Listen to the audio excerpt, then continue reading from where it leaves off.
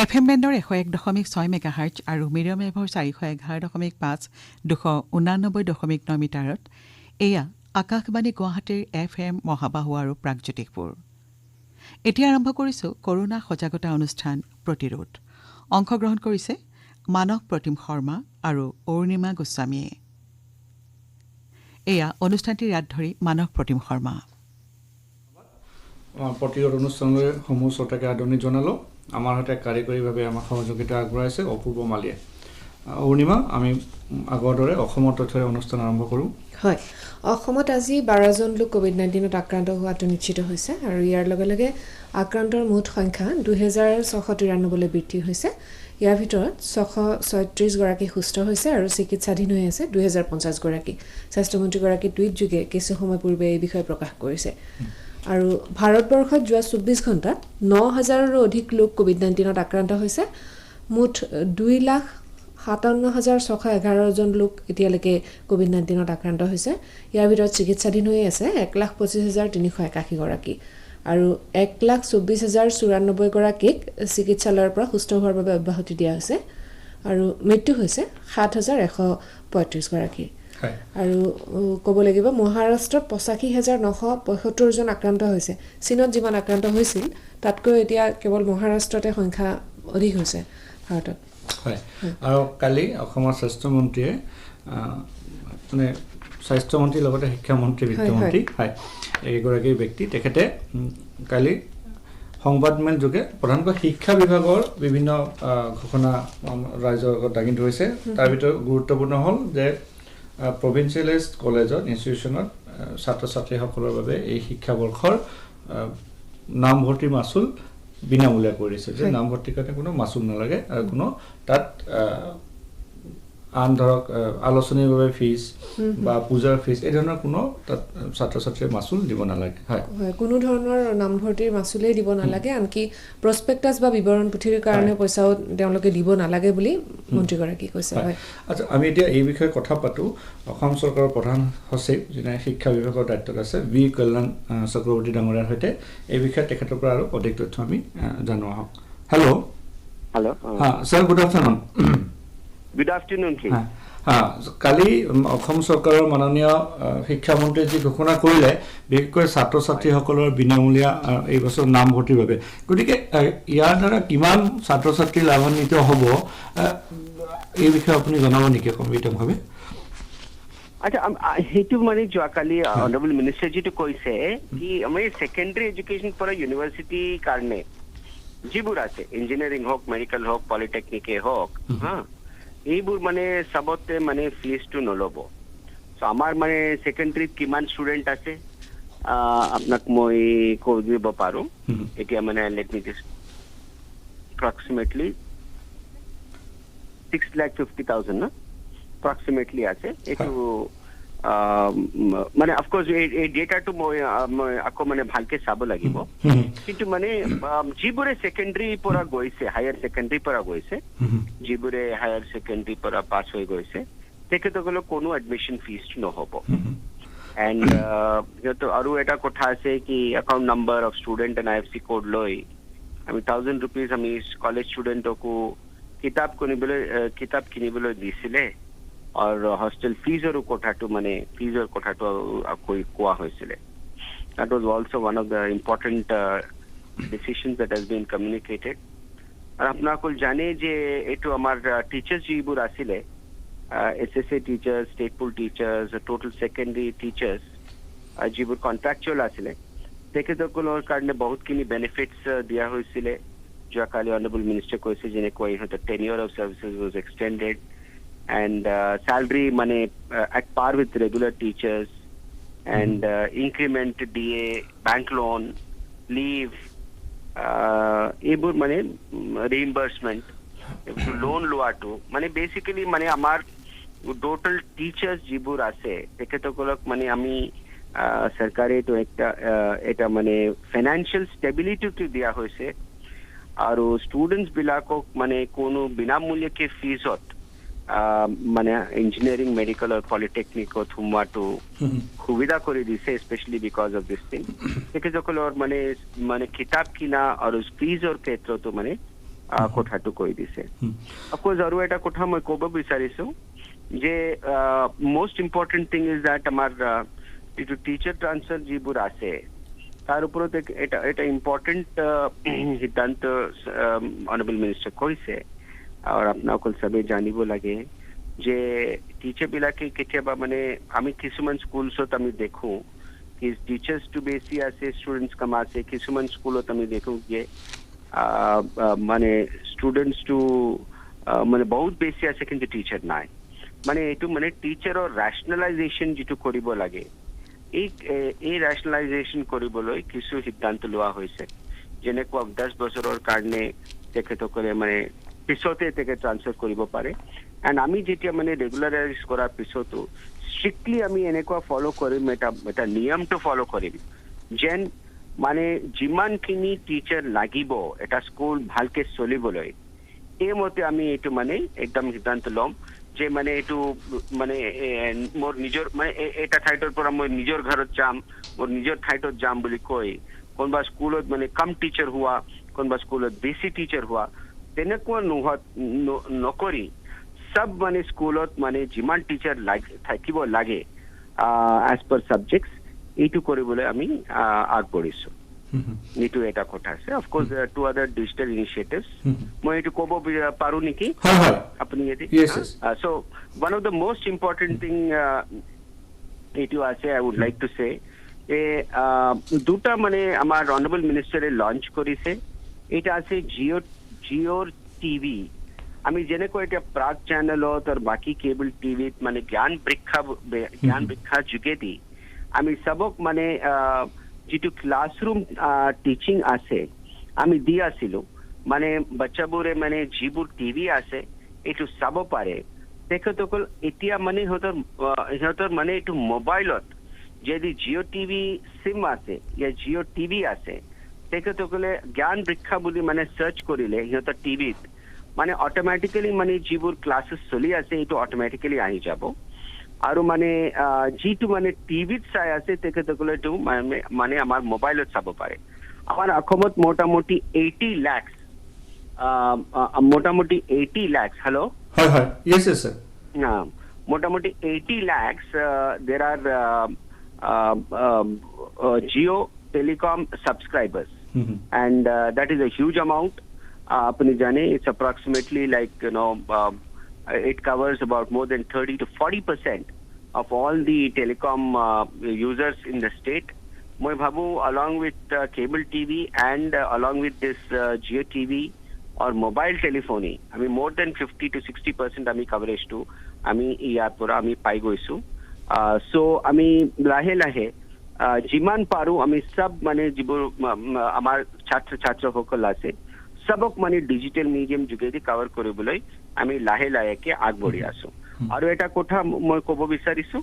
যে আমি যোৱাকালি দীক্ষা প্লেটফৰ্ম বুলি এটা এপ আছে এইটো আমাৰ দীক্ষা প্লেটফৰ্ম যোগেদি এইটো ইণ্টাৰনেটত এটা এপ আছে য'ত মানে গোটেইটো ছাবজেক্টবোৰ আছে আমাৰ মানে কোনটো ছাবজেক্ট মানে টেক্সট বুকো তাত মানে আপলোড কৰিছে কিন্তু এইটো মানে আমাৰ একাডেমিক আছে যদি কোনোবা মানে যেতিয়া আপুনি আছে या কোনোবা মানে টুৰিজম ডিপাৰ্টমেন্ট আছে কালচাৰ ডিপাৰ্টমেন্ট আছে या কোনোবা জ্ঞানী আছে या কোনোবা মানে এনজিও আছে या কোনোবা কলেজ আছে এইটো মানে কোনোবা ছাবজেক্টত সিহঁতৰ দান দিব খুজিছে বিদ্যা দান দিব খুজিছে এইটো দীক্ষাত সোমাবলৈ এটা আমি এটা প্লেটফৰ্ম বনাইছো যে সিহঁতৰ মানে এক্সপাৰ্টিজটো আমাক দিব পাৰে in terms of a video या মানে মেটেৰিয়েল আৰু এইটো আমি আমাৰ দীক্ষাত আমি সোমাব পাৰো মানে যদি মানে আমি পাওঁ যে মানে যিটো এক্সপ্লেনেশ্যন দিছে या ভিডিঅ' যিটো দিছে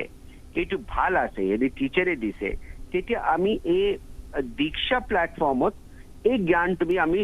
যোগ কৰি দিব পাৰো তেতিয়া আমাৰ দীক্ষাত মানে অলপখিনি ষ্ট্ৰেংথন হ'ব আমি এতিয়ালৈকে দীক্ষা আমি গোটেইটো এডুকেশ্যন ডিপাৰ্টমেণ্ট যোগেদি দিছো এতিয়া আমি এটা প্লেটফৰ্ম কৰিছো যে বাহিৰৰ মানে যিবোৰ এক্সপাৰ্ট আছে যদি দান দিব খোজে তেখেতসকলৰ মানে জ্ঞানটো আমি লৈ পেলাই বিদ্যাদান যোগেদি আমি আমাৰ ষ্টুডেণ্টৰ কাৰণে সবতকৈ ভাল বিদ্যা দিবলৈ আমি আগবঢ়িছো আৰু এইটো ক্ষেত্ৰত মই কৈছো যে আমি যেনেকৈ খান একাডেমি আছে या টিকটাক লাৰ্ণ আছে which are the world famous মানে যিবোৰ মানে সবতকৈ ভাল মানে সিহঁতৰ কনচেপচুৱেল নলেজ আছে এইবোৰকো আমি এটি বিদ্যাদান যোগেদি আমি দীক্ষাত মানে সোমাব বিচাৰিছো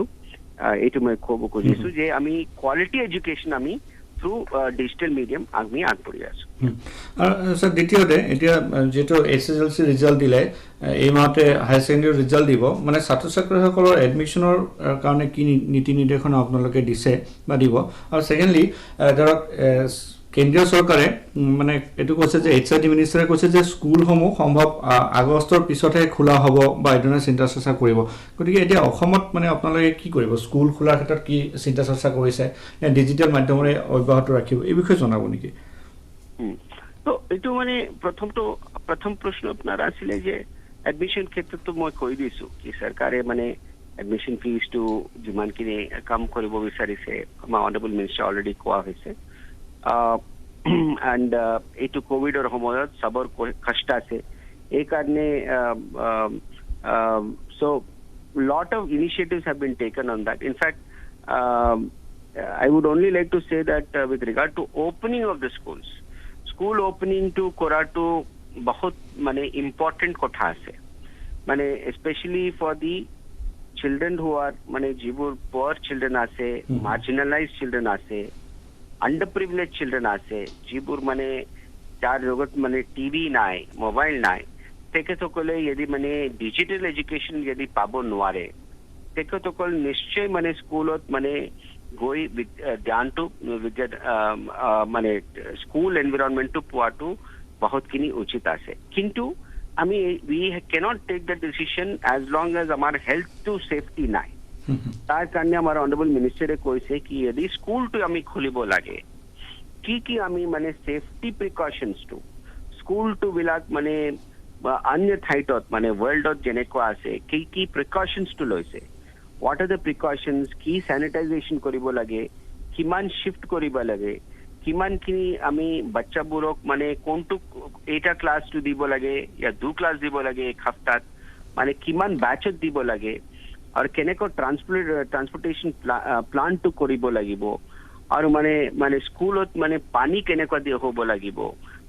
schoolot mane ami mane ki vyavastha aur hobo lagibo hiyotor mane একদম মানে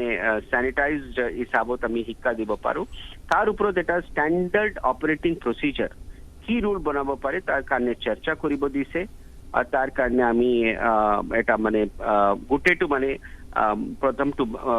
ঠিক কৰি লম তাৰপিছত সেন্টাৰ লগত আমাৰ ডিসকাশন হোৱাৰ পিছত সবৰ লগত ডিসকাশন হোৱাৰ পিছত যেতিয়া মানে হেলথ ডিপাৰ্টমেণ্টে ক্লিয়াৰেন্স দিব যে এতিয়া আপোনাসকল ক্লাছটো কৰিবলৈ আৰম্ভ কৰিব পাৰে তেতিয়া আমি কৰিম কিন্তু আমি আগ্ৰহী যে আমি কোনো ষ্টুডেণ্টক মানে আপুনি জানে কি আমি অলৰেডি মানে কিমানখিনি সময় নষ্ট হৈছে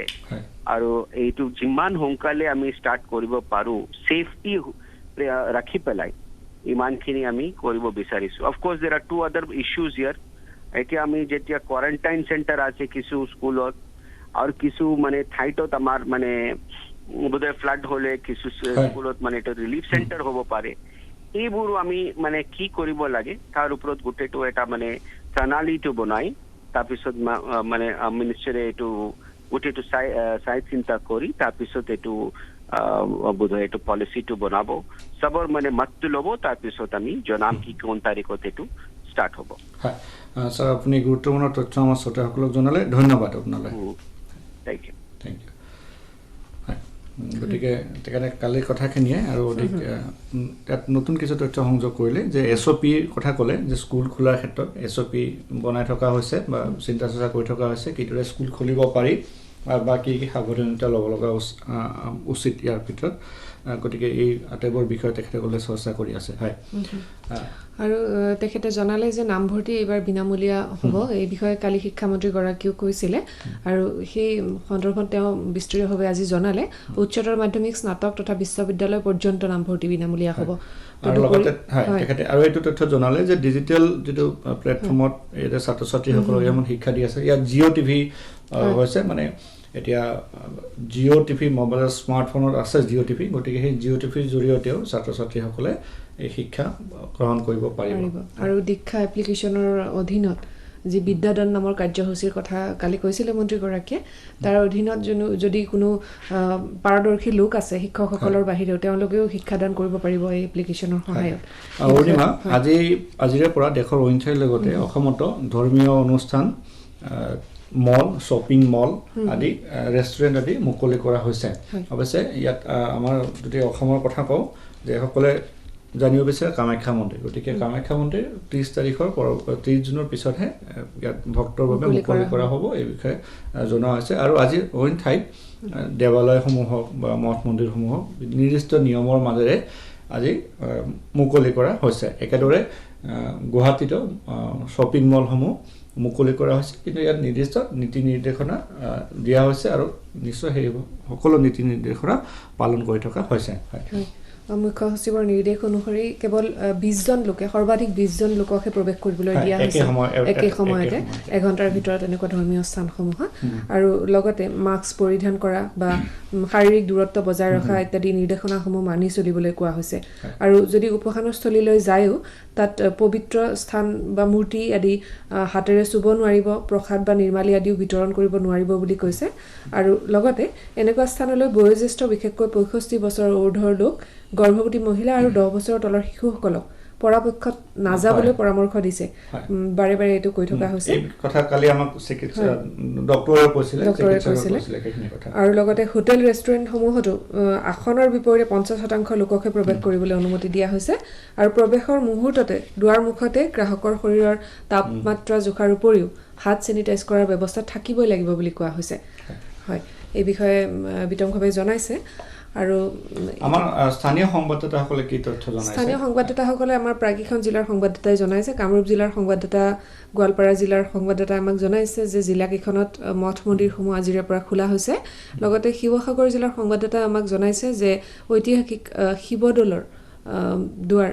মুকলি কৰা হৈছে আৰু সকলো নীতি নিৰ্দেশনা চৰকাৰী নীতি নিৰ্দেশনা মানি আজি পূজা বা জনসাধাৰণে তাত উপস্থিত হ'ব পাৰিব পূজা কৰিব পাৰিব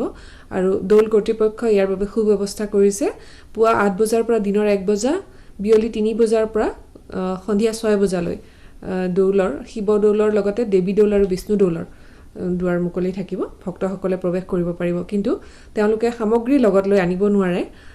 তাত গৈ সেৱাহে জনাব পাৰিব আশীষ ল'ব পাৰিব এই বিষয়ে আমাক মুজাহিদ আলী আমাৰ শিৱসাগৰ সংবাদদাতাই জনাইছে লগতে ধুবুৰী জিলাতো আজিৰে পৰা মন্দিৰ মছজিদ গীৰ্জা নামঘৰৰ দুৱাৰ মুকলি কৰা হৈছে বুলি আমাক ধুবুৰীৰ সংবাদদাতাগৰাকীয়ে জনাইছে আৰু কামৰূপ জিলাতো বিভিন্ন মঠ মন্দিৰ দৌল দেৱালয় আদিৰ দুৱাৰ আজিৰ পৰা খোলা হৈছে আৰু ৰাইজৰ মাজত আজি খুব আনন্দৰ পৰিৱেশ এটা বিৰাজ কৰিছে বুলিও কৈছে জনসাধাৰণ বিশেষকৈ যিসকলে মন্দিৰৰ কাষত এইবোৰ বিক্ৰী কৰে ফুল বিক্ৰী কৰে মালা বিক্ৰী কৰে চাকি বিক্ৰী কৰে ধূপ বিক্ৰী কৰে এনেকুৱা গুৱাহাটীতে আজি সেইসকল ব্যক্তিয়ে মন্দিৰৰ আশে-পাশে পুনৰ দোকান মুকলি কৰা দেখিছোঁ গতিকে তেওঁলোকৰ বাবে এটা পুনৰ সংস্থাপনৰ সেই পূৰ্বৰ পথ মুকলি হৈছে আমি শিৱসাগৰৰ কথা উল্লেখ কৰিলোঁ আমি এতিয়া শিৱসাগৰলৈ যাওঁ তাত আমাৰ সংবাদদাতা মুজাহিদ আলী আছে আৰু মুজাহিদ আলীৰ সৈতে আমি এই বিষয়ে কথা পাতোঁ হেল্ল' হয় মুজাহিদ আপোনাক আদৰণি জনাইছোঁ প্ৰথমে আপোনাৰ পৰা জানো যে আজি দীৰ্ঘদিনৰ পিছত তাত ধৰ্মীয় স্থানসমূহ মুকলি কৰা হৈছে গতিকে শিৱসাগৰৰ বৰ্তমান চিত্ৰখন কি আমাক জনাব নেকি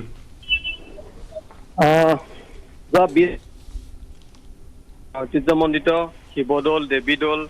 আৰু বিষ্ণুদৌলৰ যি মূল প্ৰৱেশ দুৱাৰ আছিল COVID-19ৰ কাৰণে বন্ধ কৰি দিয়া হৈছিল আৰু চৰকাৰৰ নিৰ্দেশৰ পাছত আজিৰ পৰা এই শিৱদৌল দেৱীদৌল আৰু বিষ্ণুদৌলৰ দুৱাৰ মুকলি কৰা হৈছে অকল এই শিৱদৌল দেৱীদৌল বিষ্ণুদৌলেই নহয় শিৱসাগৰ নগৰৰ আশে পাশে থকা সকলো ধৰ্মীয় অনুষ্ঠানত আজিৰ পৰা উপাসনা আৰম্ভ হৈছে আজি পুৱা 8 বজাত আনুষ্ঠানিকভাৱে 300 বছৰ পুৰণি শিৱসাগৰ শিৱদৌলৰ প্ৰধান দুৱাৰ মুকলি কৰা হয় আৰু এই দুৱাৰ মুকলি কৰাৰ পাছতে তেওঁলোকে কেতবোৰ নতুন নীতি নিৰ্ধাৰণ কৰিছে যাৰ জৰিয়তে দৌলত পূজা অৰ্চনা কৰিবলৈ যোৱা মানুহবিলাকে প্ৰথমে শিৱদৌলত প্ৰৱেশ কৰাৰ পাছতে তেওঁলোকক থাৰ্মেল টেম্পাৰেচাৰ তেওঁলোকৰ শৰীৰৰ থাৰ্মোমিটাৰ দি টেম্পাৰেচাৰ লোৱা হ'ব যাতে তেওঁলোকৰ গাৰ তাপমাত্ৰা যদি স্বাভাৱিক থাকে তেতিয়া তেওঁলোকক ভিতৰলৈ যাবলৈ অনুমতি দিয়া হয় আৰু তাৰ পাছতেই তেওঁলোকক এটা কুপন দিয়া হয় এই কুপনটো দিয়াৰ পূৰ্বে তেওঁলোকৰ নাম ঠিকনা ফোন নম্বৰ আদিকে কৰি সকলো তথ্য সংগ্ৰহ কৰা হয় আৰু তাৰ পাছতে শাৰীৰিক আৰু সামাজিক দূৰত্ব ৰাখি পেলাই তেওঁলোকক দলৰ ভিতৰলৈ পূজা অৰ্চনাৰ বাবে যাবলৈ দিয়া হয়। আৰু এটা কথা দল কৰ্তৃপক্ষই নিশ্চিত কৰিছে যাতে মাস্ক আৰু চেনিটাইজাৰ ব্যৱহাৰ কৰে যিসকলে দললৈ আহে, আৰু তেওঁলোকে কোনো ধৰণৰ সামগ্ৰী পূজাৰ কাৰণে কোনো ধৰণৰ সা সামগ্ৰী লৈ আহিব নোৱাৰিব। এনেধৰণৰ নীতি নিৰ্দেশনাৰ মাজেৰে আজি পুৱাৰে পৰা শিৱদৌলৰ দুৱাৰ মুকলি কৰা হৈছে। আৰু পূৰ্বৰ দৰে শিৱদৌলৰ পূজা অৰ্চনা মানে এইবাৰ নচলিব। এইবাৰ সময়ৰ কিছু সাল সলনি কৰা হৈছে। পুৱা 8 বজাৰ পৰা 3 বজালৈ আৰু বিয়লি 3 বজাৰ পৰা 6 বজালৈ শিৱদৌলৰ দুৱাৰ মুকলি থাকিব। আৰু একেদৰে নগৰৰ অন্যান্য নগৰ আৰু ইয়াৰ দাঁতিকাষৰীয়া অঞ্চলৰ অন্যান্য ধৰ্মীয় উপাসনাস্থলীসমূহতো সকলো চৰকাৰী নীতি নিয়মৰ মাজেৰে তেওঁলোকৰ যি পৰিচালনা সমিতি আছে তেওঁলোকে আজিৰ পৰা ৰাইজক ধৰ্মীয় স্থানত যাতে তেওঁলোকে উপাসনা কৰিবৰ কাৰণে তাৰ ব্যৱস্থা কৰি দিছে। আৰু আজি ভক্তৰ সমাগম কি ধৰণৰ হৈছিলে, ক'ৰ পৰা ভক্ত আহিছে, আপুনি কথা পাতিছিলে নেকি ভক্তসকলৰ সৈতে কিছু? হয়, আজি পুৱাৰ ভাগত আমি শিৱদৌলত উপস্থিত হৈছিলো যেতিয়া 8 বজাত দুৱাৰ মুকলি কৰা হৈছিল। ভক্তৰ সংখ্যা কম, সমাগম কম, যথেষ্ট 78 দিনৰ পাছত 20 মাৰ্চৰ পাছত আজি দৌল খুলিছে, দলৰ দুৱাৰ মুকলি কৰা হৈছিল। ভক্তৰ সংখ্যা কম আৰু যথেষ্ট নীতি নিৰ্দেশনা প্ৰশাসনে নিৰ্ধাৰণ কৰি নীতিবিলাকৰ সম্পৰ্কতো ৰাইজৰ মাজত বিশেষভাৱে তেওঁলোকে অৱগত নহয়। গতিকে আমি আশা কৰিছো আজি কম সংখ্যক ভক্তৰে শিৱদৌলত ভক্তৰ সমাগম হোৱা দেখা গৈছিল, কিন্তু পাছৰ দিনবিলাকত ক্ৰমশ যেতিয়া এই নীতি নিয়ম সম্পৰ্কে ৰাইজ অৱগত হ'ব আৰু তাৰ পাছত ভক্তৰ সমাগম যথেষ্ট পৰিমাণে হ'ব। আৰু লগতে এটা কথাও ক'ব লাগিব যে ৰাইজো যথেষ্ট সচেতন, তেওঁলোকে যি উপাসনা কৰিব লাগে ঘৰতে কৰিছে আৰু সামাজিক দূৰত্ব বৰ্তাই ৰখাৰ লগতে COVID-19 সংক্ৰমণ যাতে ৰোধ কৰিব পাৰি তাৰ কাৰণে যি ব্যৱস্থা ল'ব লাগে সেই ব্যৱস্থাবিলাকৰ কাৰণে ৰাইজ যথেষ্ট সচেতন। গতিকে ধৰ্মীয় স্থলীসমূহত যি ধৰণে ভিৰ হ'ব বুলি ভবা হৈছিল সেই ভিৰ কিন্তু আমি দেখিবলৈ পোৱা নাই। হয় মুজাহিদ, আপুনি গুৰুত্বপূৰ্ণ তথ্য দিলে। আপুনি নিজৰ যতন লওক আৰু এইদৰে আমাক তথ্য আগবঢ়াই থাকিব। ধন্যবাদ। ঠিক আছে, ধন্যবাদ। শিৱসাগৰৰ পৰা মুজাহিদে তথ্য জনালে। আমি যদি এতিয়া COVID-19 সৈতে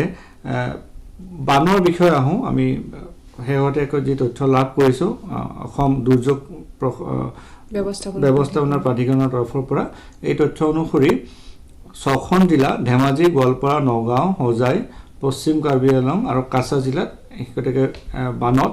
প্ৰায় 60,000 লোক ক্ষতিগ্ৰস্ত হৈছে। আৰু আশ্ৰয় শিবিৰত 1,700 লোক 11টা আশ্ৰয় শিবিৰত আছে।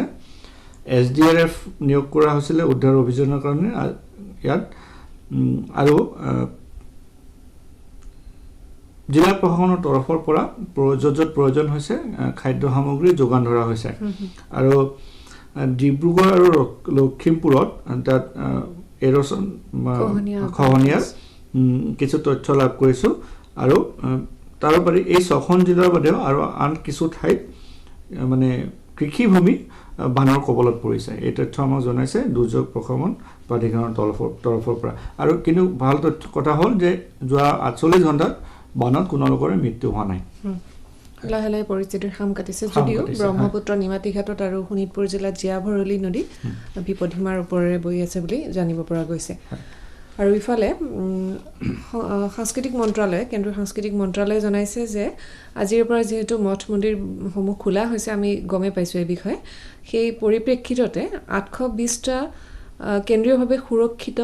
স্মৃতিচিহ্ন আৰু প্ৰত্নতাত্ত্বিক স্থানো আজিৰ পৰা মুকলি কৰি দিয়া হৈছে। আৰু তাৰ লগত সংলগ্ন যি উপাসনা স্থান আছে সেইসমূহো মুকলি কৰি দিয়া হৈছে বুলি কেন্দ্ৰীয় সাংস্কৃতিক মন্ত্ৰালয়ৰ তৰফৰ পৰা জানিবলৈ দিছে। আৰু এইফালে অসামৰিক বিমান পৰিবহণ মন্ত্ৰালয়ে প্ৰকাশ কৰিছে যে আন্তঃৰাষ্ট্ৰীয় বিমানসমূহৰ চলাচলৰ ক্ষেত্ৰত অতি শীঘ্ৰে চিন্তা চৰ্চা কৰা হ'ব, চলাচলৰ বিষয়ে সিদ্ধান্ত গ্ৰহণ কৰা হ'ব। অসামৰিক বিমান পৰিবহণ মন্ত্ৰী হৰদীপ সিং পুৰীয়ে এই বিষয়ে প্ৰকাশ কৰিছে। হয়, মন্ত্ৰালয়ৰ তৰফৰ পৰা প্ৰকাশ পাইছে। আৰু আমি যদি কিছু সময় পূৰ্বে যি শিক্ষকসকলৰ বাবে বিভিন্ন সুবিধা প্ৰদান কৰা বুলি আমাক জনালে চক্ৰৱৰ্তী ডাঙৰীয়াই, আমি যদি এই বিষয়ে আকৌ কিছু আলোচনা কৰিব পাৰোঁ। 46,153 গৰাকী শিক্ষকৰ চাকৰিকাল বৃদ্ধি কৰা হৈছে 60 বছৰলৈ। আৰু ইয়াৰ ভিতৰত সৰ্বশিক্ষা অভিযানৰ অধীনত কৰ্মৰত 29,701 গৰাকী, ৰাজ্যিক পুলৰ 11,206 গৰাকী আৰু হাইস্কুল পৰ্যায়ৰ ঠিকাভিত্তিক 5,243 গৰাকী শিক্ষকৰ কাৰ্যকাল 60 বছৰলৈ বৃদ্ধি কৰা হৈছে। আৰু এই শিক্ষকসকলে বাৰ্ষিক বৰ্ধিত দৰমহা বা ইনক্ৰিমেণ্ট, দৈনিক ভাত্তা আৰু প্ৰসৱকালীন ছুটিৰ উপৰি অন্যান্য যিসমূহ ছুটি থাকে সেই ছুটিসমূহ তেওঁলোকে লাভ কৰিব আৰু তেওঁলোকে অৰিহণামূলক ভৱিষ্যত নিধি অৰ্থাৎ CPF আৰু বেংক ঋণৰ সুবিধাও লাভ কৰিব বুলি শিক্ষামন্ত্ৰীগৰাকীয়ে প্ৰকাশ কৰিছে। তদুপৰি অহা 2-3 মাহৰ ভিতৰত ৰাজ্যখনৰ বিদ্যালয় প্ৰাদেশিকৰণৰ সমস্যা সমাধানৰ লগতে অবৈধ আৰু অতিৰিক্ত শিক্ষকৰ সমস্যাসমূহ সমাধান কৰা হ'ব বুলি মন্ত্ৰীগৰাকীয়ে জনাইছে। তাৰ উপৰি আন্তঃজিলা শিক্ষক বদলিৰ ক্ষেত্ৰতো কিছু নতুন নিৰ্দেশনা গ্ৰহণ কৰা হৈছে। অসম বিধানসভাই ইতিমধ্যে এই সম্পৰ্কে এখন আইন গ্ৰহণ কৰিছে এখন আৰু ৰাজ্যপালে অনুমোদনো জনাইছে। এই অনুসৰি এতিয়াৰ পৰা একেটা স্থানত যিসকল শিক্ষকে শিক্ষকতা কৰি আছে তেওঁলোকে 10 বছৰ শিক্ষকতা সেই স্থানত কৰাৰ পিছতহে নিজৰ জিলালৈ বা ওচৰৰ জিলালৈ বদলি বিচাৰিলে আবেদন কৰিব পাৰিব। এই বিষয়টো স্পষ্ট কৰি দিছে। হয়, গতিকে শিক্ষকসকলৰ বাবে যথেষ্ট সুখবৰ আছে বুলি ক'ব লাগিব। কালি শিক্ষামন্ত্ৰীয়ে শিক্ষকসকলৰ বাবে আৰু ছাত্ৰ ছাত্ৰীসকলৰ বাবেও সুখবৰ, যিহেতু এইবাৰ আচলতে ঐতিহাসিক সিদ্ধান্ত বুলি ক'ব লাগিব COVID-19ৰ পৰিপ্ৰেক্ষিতত এই বছৰ শিক্ষাবৰ্ষৰ বাবে উচ্চতৰ মাধ্যমিকৰ পৰা বিশ্ববিদ্যালয় পৰ্যন্ত সকলো স্তৰৰ ছাত্ৰ ছাত্ৰীৰ নামভৰ্তি বিনামূলীয়া কৰা হৈছে। ইয়াৰ ভিতৰত পলিটেকনিক, অভিযান্ত্ৰিক আৰু চিকিৎসা মহাবিদ্যালয় লগতে কৃষি বিশ্ববিদ্যালয়ৰ ছাত্ৰ ছাত্ৰীসকলৰো নামভৰ্তি বিনামূলীয়া হ'ব। গতিকে চৰকাৰী, বেচৰকাৰী আৰু ব্যক্তিগত খণ্ডৰ সকলো শিক্ষানুষ্ঠানতে 1ম শ্ৰেণীৰ পৰা 10ম শ্ৰেণীলৈ অসমীয়া ভাষা শিক্ষা বাধ্যতামূলক কৰা হ'ব বুলিও মন্ত্ৰীগৰাকীয়ে কৈছে। আৰু লগতে আন এটা কথা কৈছে যে এইবাৰ হাইস্কুল শিক্ষান্ত পৰীক্ষাত যিসমূহ বিদ্যালয়ৰ পৰা এজনো ছাত্ৰ ছাত্ৰী উত্তীৰ্ণ হোৱা নাছিলে সেইসমূহ বিদ্যালয় বন্ধ কৰি দিয়া হ'ব বুলিও মন্ত্ৰীগৰাকীয়ে কৈছে। প্ৰায় 17খন বিদ্যালয় এই ধৰণৰ আছে। হয়, আৰু আন এক তথ্য দিব বিচাৰিছোঁ। কালি গুৱাহাটীত যি জীৱ হত্যা কৰা হৈছিলে,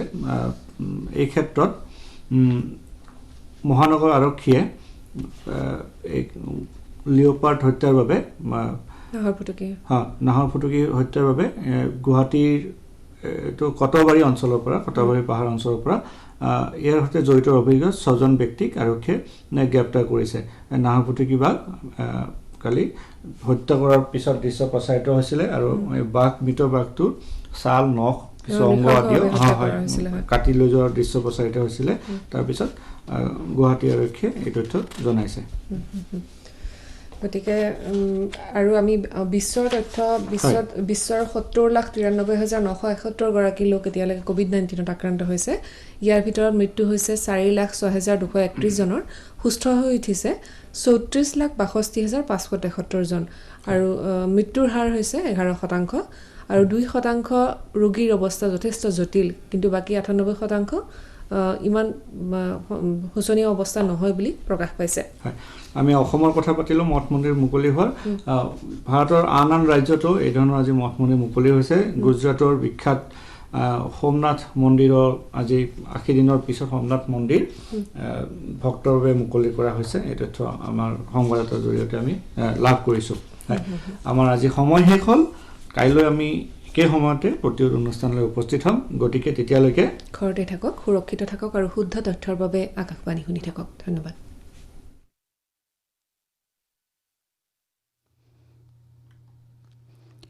প্ৰতিৰোধ শুনিলে।